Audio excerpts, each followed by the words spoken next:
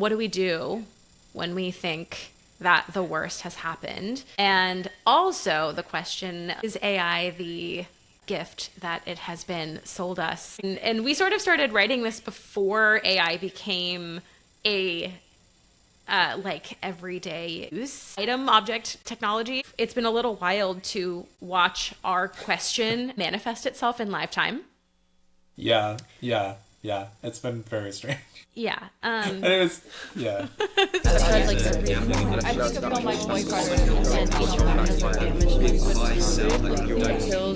Today's guests have built two of the most distinctive careers in audio, and they share a last name.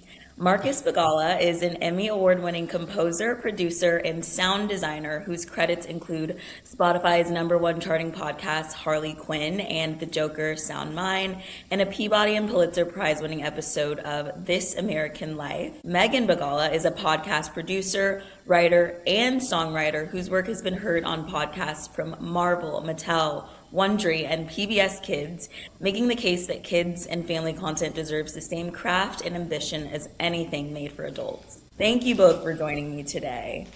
Thank you for having us. Thank you so much for having us. Yeah, what an intro. You made us feel so fancy. You are. So, Marcus, you've worked on everything from a Jordan Peele horror podcast to scoring a documentary with the Flaming Lips. Megan, you've produced the Marvel's DC High Volume Batman, Mattel's The Barbie podcast, and PBS Kids. How do you each describe what you do to someone at a dinner party? What a great Do you want to start, question. Yeah. So I work primarily in kids and family audio. I do content for grown-ups too, but a lot of what I do is for kids. And so I think at a dinner party, I would say that I make audio content for kids that sparks their imagination, promotes curiosity, and helps them imagine what they could be and what they could do in the big wide world around them. I don't know if that's anything, but that's... I wish I hadn't gone second. I mean, honestly, in a dinner party, I'd probably be way more awkward and be like, oh, actually, like, sometimes I write music and sometimes I write podcasts that was and kind of sometimes my I answer. sound design them, but that would be the fancy answer. No, I feel like I struggle when I'm sort of connecting with people, how to describe like myself in like my totality. So I usually just pick one of the things that I'm doing at that moment and talk about that, and then which is probably not strategic, or helpful, but yeah, I mean, I usually will I'm like, oh, I'm composing for this project or that project, or I'm producing this, or I'm writing this, or whatever. But I like to do so many different things. It's really hard to like pithily and concisely say say all of this stuff. It's tricky being like a multi-hyphenate creative person. 1000%. In a perfect world, I would give Megan's answer, but I feel like I'm more on the side of just what I've done most recently. Yeah. At what point did your disciplines in storytelling and writing and sound stop being separate things and start being a conversation that you guys would have with each other? Oh, that's a great question. We actually met working together. So I think it's really like something that it's always been part of our relationship. Like I was playing guitar in a band that was performing Megan's songs. So the basis of our relationship is this sort of like creative exchange. But I think it's just something that's like slowly evolved. Like we met, we were doing that, and then right when we moved to New York for the first time, we wrote a musical together, and like that, and we took that to a couple of Fringe festivals, and then we wrote songs together, we had a band, we did this, we did that.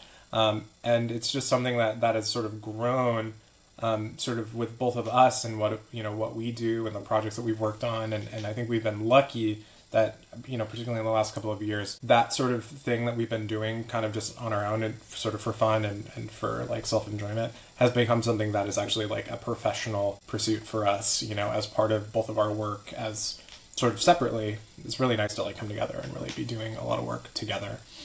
Yeah, I'd agree. I think music and storytelling has always sort of been a part of our language that we communicate to each other with, because we've been basically working together and being together simultaneously from day one. And so we've had the privilege to work on so many different projects together that sort of range from music only to podcasts to work in film, and sort of like a lot of to theater.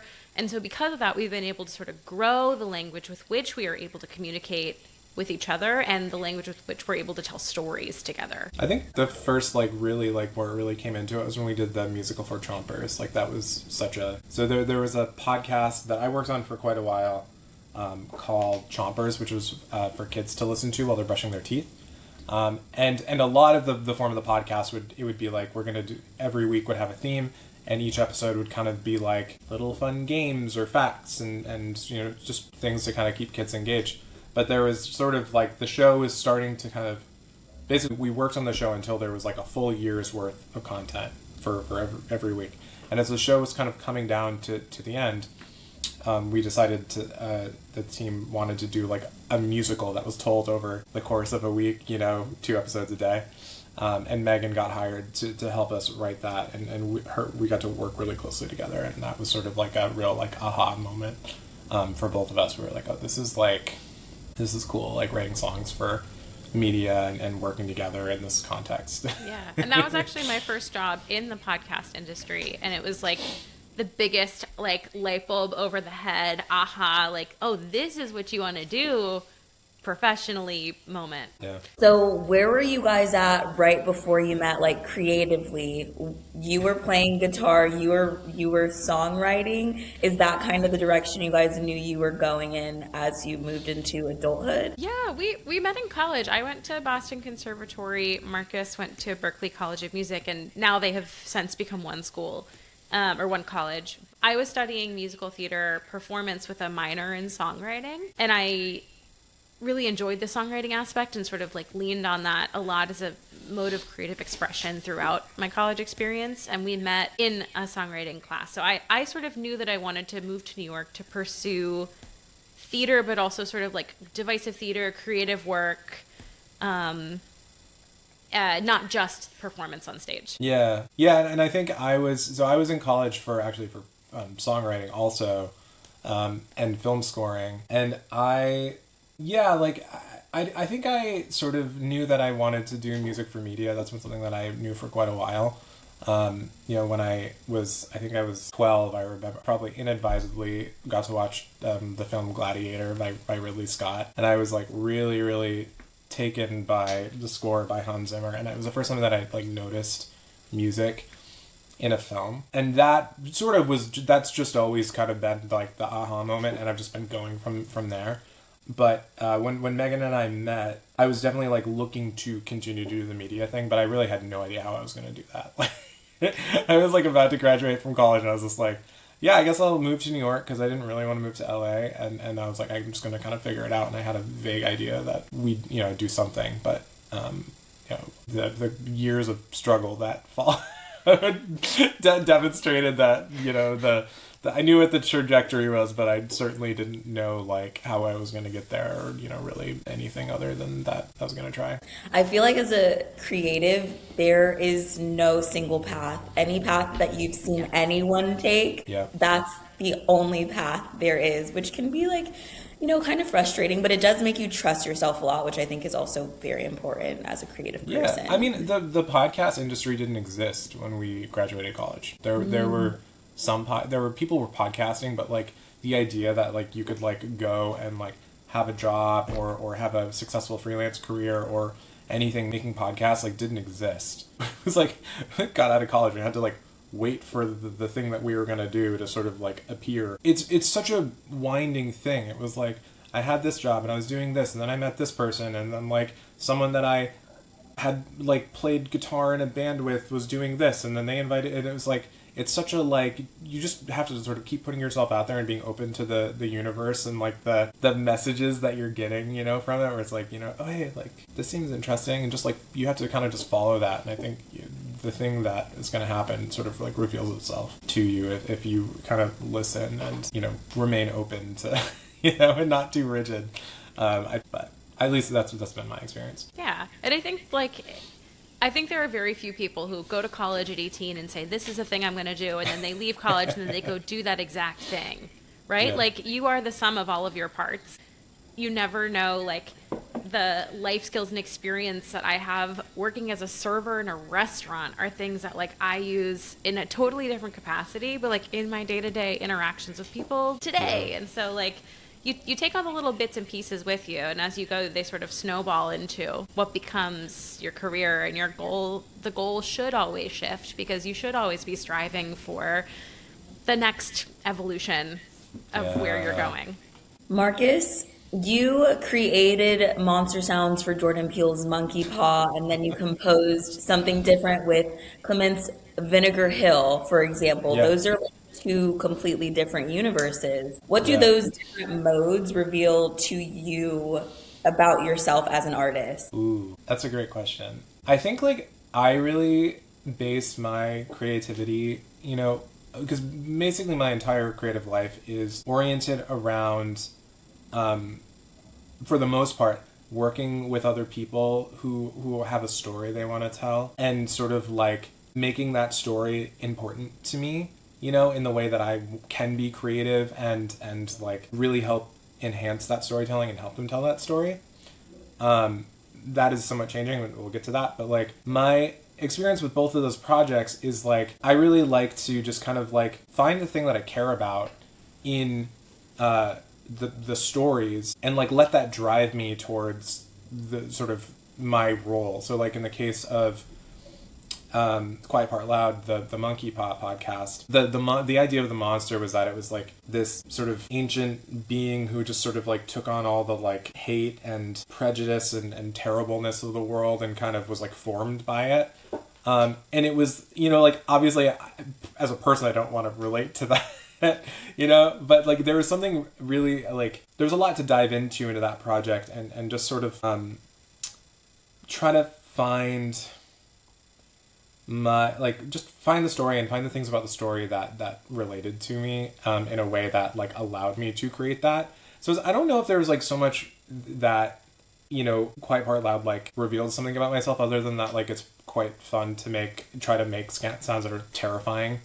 And I think one thing that I did find with that project is that I had to like drop a lot of my preconceived notions about like how to do things and really think outside the box. Because the sounds, we really wanted the sounds to both be something that you've like never heard before, and also something that sounded like sort of human and real and like it could exist, because it's so close to your ears and you really want to like lean in. And a lot of stuff, like a lot of the sound design is like me like yelling and like screaming in a studio and then like remixing those sounds and slowing them down and speeding them up and reversing them and doing all this stuff to sort of, because we really wanted that like. So I did like find like my like angriness, it was like I'm not really that kind of person, but I had to find that so that I could like sort of perform these sound effects and then sort of have the basis for the sounds that we used in the show. And then, but like for Clemente, like that was like a much more straightforward process of just being like, we have this amazing subject of the documentary, and it was such a beautifully sort of like rendered documentary that I didn't have to work that hard to just be like, wow, what an incredible person. How do we sort of find some kind of spark, to create music that is sort of like living up to the story that we're trying to tell? And so like that was, I find those like, they're hard for different reasons, because like you want to obviously be like sensitive to somebody's legacy and really make sure that you're living up to it. But there's like less sort of like surprise there, where I'm just like sitting here writing music and being like, yeah, this person is incredible and I want to like honor their legacy with whatever music I write for this story. Megan, producing kids content is often underestimated. What do people get wrong about what it actually takes to make great audio for children and families? I love this question. How much time do you have? As much as you need. So I think the thing is about kids content is that like, there are, I should say from the beginning, there are people who are investing the time, the effort, and the resources that are necessary to make amazing quality kids content that kids and their grown-ups and caretakers deserve. So that stuff does exist out there. But I think there among other people, there's kind of a notion of like, oh, it's just kids. We'll just put something out there. But I think whenever you are presenting things as fact, whenever you are telling a story about the world around us, you need to make sure that you're telling it with the utmost integrity, because it really matters. It really matters for these kids. And I think we have a responsibility to young listeners to give them not only entertainment, but education and things that are of value, because these are going to be the cornerstones of the media that informs the kind of media they want to consume as adults. So I think that there is a responsibility that we have in kids' content that sort of is just as much or sometimes exceeds the responsibility we have to make content for adults. And when it comes to fiction, there's sort of an additional layer, because you are engaging with a kid's imagination. They're sort of like part of the story with you, because they don't have that visual to like see the world around them. And so you are sort of building the world with sound and with exposition that's baked into your storytelling. And kids come and meet you with imagination that like the sort of like level of whimsy that kids have, we just don't carry with us into adulthood. And so there's a real opportunity to spark that curiosity and to kind of capture that whimsy in fiction pieces for kids. So I'm not sure if this quite answers your question, but it is a joy, it is a responsibility, it is a privilege to make kids content. Everyone should. And I think if you have the resources, if you have the ability, if you have the team, and you have the sense of obligation to make something for kids, I think you really should. Kids deserve amazing content. A lot of it exists, but there could be so much more of it in the world. So that's my message, everyone. Make amazing podcasts for kids, please. I actually am curious to know for both of you guys, since having your daughter, how has your creativity changed, even from like seeing things from like her lens, or even being more in touch with that childlike creative side of yourself? Have you guys experienced that? Yeah, I think so. Big time. Yeah, I mean, if for no other reason that just like there's like a constant like Bluey just is going all the time here, you know. And but even beyond that, I think like because you know she's now at the age where like we're cool with her like watching some TV. We are now like consuming kids content, you know, more than we would have before, just because like that's not what we were. Or I mean, I guess Megan was probably watching stuff for research, but like it's a very different thing when you're like trying to pick out things to watch with your kid and the things you're looking for, because like like you know we still want to be entertained as parents, but like we're also like looking out for you know like stories that are going to teach her, you know, values that we care about and instill, you know, like Megan was talking about, like spark her imagination and like all the things that you think about wanting to do as a creative person when you're making something. We're now probably more so like looking for that because we're doing it on behalf of our daughter, and we're trying to be sort of very intentional about the things we do put in front of her. And I think you really start to get a appreciation for the craft of good kids content in a way, like again, I think probably more so for me than for Megan, because I think Megan already had an appreciation for the craft of making kids content, but like I really, you know, when you see the good stuff, because there's also a lot of bad stuff, but when you see the good stuff, you know it, and it's like my appreciation for the creators of Bluey or the creators of Puff and Rock or like those shows that our daughter loves, like they're fucking artists. Like they're so, like the stories that they tell and the way that they tell them, and like they're just so finely constructed in a way that like is really inspiring. And it also like really sort of inspires me to sometimes like boil things down more, that like I'm such a, you know, I love complicated stuff, but like so I think sometimes like the directness of kids content is like so it's awesome and it's a good reminder to like really focus on like good storytelling, and because it's like so small in a lot of cases. I think adding to that, a lot of people talk about how hard having a kid is, and the thing that I didn't understand until having our daughter in our lives is also how joyful the experience is. Everyone was like, just you wait till all the hard stuff happens, but like there is so much laughter and joy and silliness, and like it is not that serious in our household ever, because you can't with a 2-year-old. You just can't. And so Like, I think the sort wild. of the joy and silliness is something that I've definitely started to carry with me and implement into my work. I think I've been looking for a lot more opportunities for laughter and silliness and joy, even in like in serious work that we're doing, less so in the kid space, but like in the serious moments, it's human nature to sort of search for levity and to search for joy. And so I think I've learned that from her. And like I sort of informally joke that like if it's not going to make me laugh, I don't want to do it. So and so we sort of carry that with us, is like, you know, the things that we want to do, we want to infuse them with moments of humor and joy and silliness. I would add too, like, there is, I think, recently I just like sort of to sort of feed my brain, I took like a class with Angela Patton, who's a great, you know, writer slash musical artist, and he was talking about like the importance of like when you're being creative in the studio to sort of like cultivate, basically like using like tarot cards to sort of like represent like the sort of personas you should take like in the studio when you're being creative. But one of the ones he was talking about was the Fool, and like how like you should cultivate like that sense of like fun and whimsy and creativity like when you're making stuff. And you need to let that person out and just like try things and be non-judgmental, and like that is what a 2-year-old is in essence. They're just all fool. Yeah. And like I think like seeing her and having that like very like tangible example of like what that is in our lives is so great, and it's so helpful, and it's really helped me find that like even when I'm working on something that's like deadly serious, I still try to feel that sense of play. Like I'm playing, I'm like in here with like all my synthesizers, like having a blast, because like this is so fucking fun to do. And I think having a 2-year-old in my life has really helped like kind of bring that back. So what has working alongside each other changed about how you guys hear audio? Oh, what a question. I What do you think, Megan? Yeah. Marcus is an amazing composer. The music and I have the gift of having an office across the hall, and so I get to hear everything.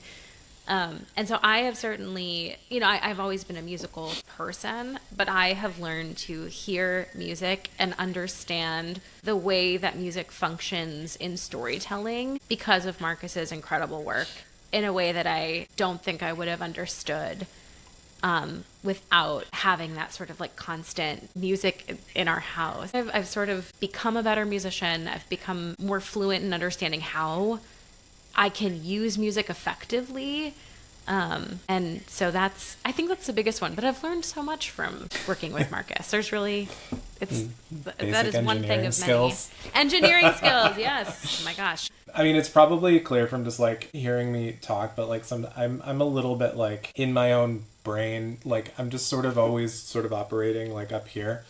And sometimes that's a little convoluted. And Megan has really helped me like cut through like some of that like sort of like Marcus brain noise and like be more concise, particularly when it comes to like storytelling stuff, where it's like sometimes I'm just like what, and I like just get it all out there, and then like I kind of like for a long time would feel very like precious about like all the stuff that was out there, and Megan always brings up the like TTFN, you know, like take the fucking note, like and it's like, you know, it's sometimes like it sounds like a little mean, but what I've found is that it's like really helpful to have someone in my like creative life who's like, stop overthinking it, stop like, you know, trying to operate on all these different levels, and just like focus on the like fundamentals and like get down to it, and don't be precious, and just like, and like it's pretty like, it's like transfer. I think it's why we're like a good pair. It's because like we both sort of like, I'm like, we have these conversations when we're working on stuff where it's like, I'm like, yeah, but it's like, it's doing this and it's doing that, and then like we can go like there, and Megan's like, just like calm down. like what if it's like just the thing that it is, and then like we can do the artistic thing over here, you know, that like you know, it's like there's that like interchange, and it's really like helped me focus, and I think, you know, it's huge. It's very helpful in our, you know, in our lives, both in our lives and also in our like creative lives. Can I get TTFN on a shirt, please? Yes. That's So good. Thank you. Well, like, okay, feel like I need to defend myself a little bit. It's like You have to like, defend yourself. It's I feel great. like, No, like no, we sometimes get you know, it. sometimes you're so in your head and you're finessing a moment in a moment, and you get a note from a studio and like you want to defend it or you want to tell them like, oh no, they're wrong, and like sometimes you just have to TTFN and then move on. You know, it's like I think it's it also comes down to like understanding what to fight for. Sometimes you get a million notes and you can sort of be like, okay, this is going to be the moment that I really want to make sure that I like keep, you know, maybe I want to make this moment something really special, or maybe like I need another round at it. And so sometimes it's just a matter of like you take the note on something and that way you can really fight for something else. But yes, we'll start selling TTFN merch. So your latest project, the Joel's Project, is officially a Tribeca selection in the drama and thriller side of the festival. What can you tell me about this project? Yeah. So the Dulles Project is a fiction podcast that Megan and I have been working on for quite a while now. It's something that, you know, we both have been making shows for other people for a long time. And I think we both, in the last couple of years, have really felt the pull to work on something that was really our own and something that we really got to like call the shots for. And just because there are these stories that we wanted to tell. And I think, you know, the podcast industry has been a weird and wacky place for the last couple of years. And, you know, essentially what happened was like, I got laid off last year from a job that I was working at a company. Megan also got laid off from a job that she was working on. And it was kind of this like lightning bolt thing where we're like, well, we should just make something. Like, let's just make a thing and see what we can do with it to bring it to Tribeca and give folks like a first chance to like hear like what we've been working on. So we're set in 1987. There are two astronauts, Sarah and David, who are aboard a space station orbiting Earth when they witness the nuclear annihilation of all life on planet Earth. And we sort of meet them a few months after the fact, where they are aboard the station searching for survivors, trying to cling to shreds of hope that they can even return to Earth, rationing supplies and figuring out this new normal. Also aboard the station is an AI companion assistant named Sai, who sort of helps them repair the station, stay the course, shift. If they need to try like a new orbit pattern, Sai sort of assists them. And as they go along and as they're sort of dealing with the emotional loss and this kind of new like status quo, they start to get the sense that things may not be as they appear. And so the season sort of explores that idea and kind of grapples with like, what do we do when we think that the worst has happened? And also the question, is AI the gift that it has been sold us societally? And we sort of started writing this before AI became a like everyday use item, object, technology. It's been a little wild to watch our question manifest itself in live time. Yeah. It's been very strange. Yeah. And it was, yeah. So yeah, that's sort of the story. We have a very small cast, but we're telling a very large story, and so we have really immersive soundscapes and wild dream sequences, and it's a sort of psychological thriller, a mystery. And I think, what else am I missing, Marcus? No, you got it all. I think what I would add to it is I think, you know, this like story, you know, about like sort of people dealing with sort of unimaginable sort of loss is like a story concept that we've had for like a really long, like the first project that we wrote together was a musical about a robot who survives the apocalypse. And is the only, you know, sort of quote unquote it's like, this is like something like stories, these is like the type of stories that Megan and I just for whatever reason like to tell. But like our first story was about that. It was about a robot who's the only living thing on Earth, and is just sort of like looking back on Earth, like what happened, and just kind of dealing with it. So this is the kind of story that we've sort of been interested in telling. We've been in the podcast industry. We've been working on these big fiction podcasts with lots and lots of money behind them, and I think we've really had a chance to like discover what a lot of the pitfalls are. You know, a lot of the things that we sort of frivolously like throw money away. You know, making big fiction podcasts on, and I think this is a little bit of like a manifesto for us about like how we think you could make fiction podcasts in a more like sustainable way. We wanted it to still have those like immersive elements and to feel like a very big story, and so it was kind of like figuring out how to sort of construct something you know, around the story that we were hoping to tell that would sort of check all those boxes, and I think we did. I think we got there. But it was a really like exciting creative endeavor for us to like dive into this thing and sort of be like, okay, like we've been doing it for other people for so long, like what can we do when we sort of like unleash ourselves on something? And I'm super proud of it. It's also like a writing and directing credit for me, which is something that I've been like trying to get more into. You know, over the years, it's you know, very exciting to like be able to like premiere like my writing work, you know, in such a like big setting. Yeah, like I'm really stoked. Congratulations, Tribeca is huge. It's awesome. Like that's amazing. And will your world premiere be there? Yep, world premiere of the podcast. The trailer is actually dropping today. Yeah, we'll send it to you. And yeah, we'll send it. Yeah. Yeah, I'm excited. We're waiting for they're rendering the final files now. Like as we're doing this. But as we speak, yeah. Yeah, the trailer looks amazing. It sounds amazing. It's yeah. We're so excited. Video to trailer. This. Yeah, Baby's first video trailer. Oh my God. Okay. All right. I've got one more question for you guys. 10 years from now, when someone listens back to the work you've built together, what do you hope they hear that has nothing to do with the story or the music? You ask such good questions. Has anyone told you this before? Like, oh my gosh, you're asking such good questions. I'm glad you like. I wanted you guys to really marinate on the last one. Yeah.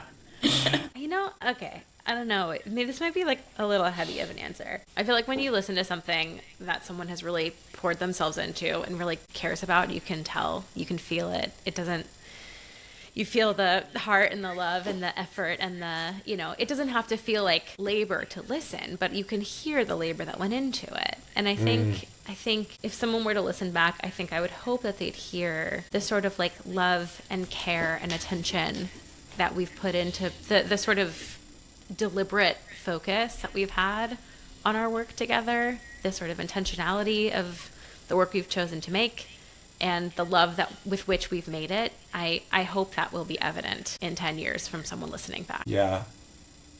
That would be my answer too.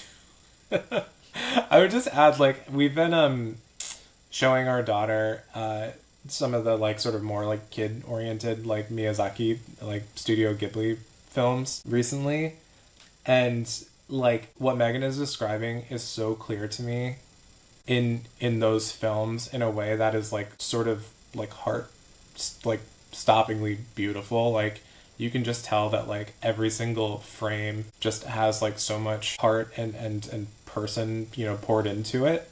And that's an incredibly high bar to hope to even sort of like touch it with like the very tip of your finger. You know, I think it's just sort of amazing. It's like you can listen to something about something you truly don't care about, but like at least for me, like when I hear something that is like made by somebody, like when you can feel like the love coming through, like Dolly Parton's America, that podcast, I really had no like not that I didn't like Dolly Parton, but I didn't have a particular like appreciation for her. But the storytelling in that podcast, just like, it's just like my favorite podcast of all time. You know, like it's really, because it's just so, you can tell the amount of care that went into that podcast. And like, that is something that I hope when people listen, and like, that is like an ideal that like I chase creatively for sure, is just that the things that I'm making have that amount of care. you know, or at least have a little bit of that, you know, even if it's a little bit of that amount of care, then I think we've done our job. Thank you both so much for speaking with me today. Thank you. Yeah, this is so fun. What a joy. This is great. Yeah. I know we finally get to connect again. I hope I see you guys with Rebecca too. Yeah. Yeah. I can't wait. We'll see you Looking out there. for you.